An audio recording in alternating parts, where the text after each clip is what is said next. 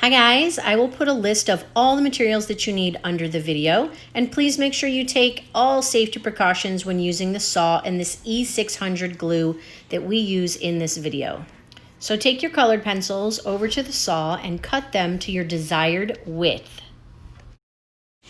Now it's time to sand your little pieces. It is important to know that when you're sanding, you want to keep everything even. So if you start sanding in a circle going left, then you're going to change direction and start sanding in a circle going right. If you start sanding up and down, then start sanding left and right, and so on and so forth. So you get a nice, even surface. Now I'm going to take a little linseed oil, put some on a cloth, and I'm basically just rubbing the front and back of each colored pencil. This is just going to kind of give it a nice little sheen, kind of seal everything in there, and make it good to go.